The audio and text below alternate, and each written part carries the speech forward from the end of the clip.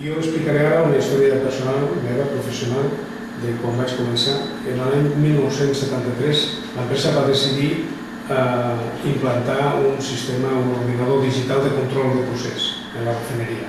En aquell moment ens vam trobar que no hi havia referents a Espanya d'aquesta tecnologia i, per tant, de quin tipus d'organització caldria implantar, de quins recursos humans i tècnics. Tampoc hi havia recursos locals en el país de tècnics de manteniment del hardware i tampoc hi havia experiència de quin tipus d'aplicacions pràctiques de control en l'entorn d'una refineria. Llavors el fabricant ens va proposar, ens va organitzar unes visites a dues refineries, una a Sines, a Portugal, i l'altra a Augusta, a Sicília, en Itàlia. Va ser una gran idea perquè no solament se tractava de refineries i per tant del mateix tipus de negoci, sinó sobretot del mateix tipus d'entorn cultural. La primera cosa que ens interessava, com que érem joves, era com se feien les coses.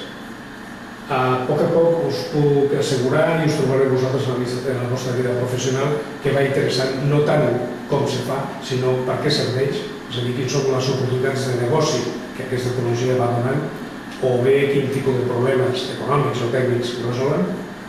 Amb el temps ja t'interessa en què ho has d'aplicar. I una cosa que és molt important és el servei, ha d'estar en l'organització en el que tingui la relació funcional més adequada.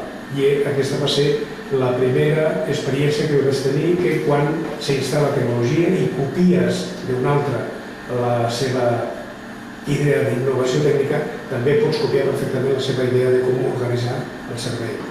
Allà nosaltres ens vam trobar que la idea de la nostra empresa era posar un analista en cap informàtic i dos programadors, i allà ens vam trobar que ells tenien una organització diametralment oposada, molt més moderna.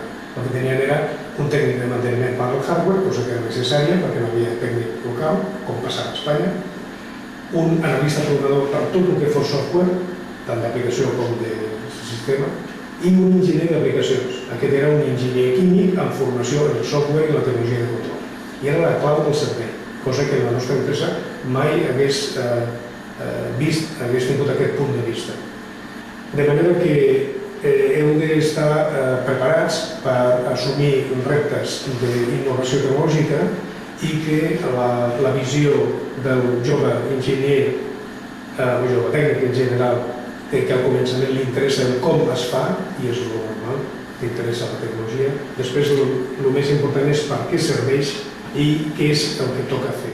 Heu d'estar preparats per aprendre a canviar constantment, sense mandra, però sempre amb un objectiu de finalitat permanent.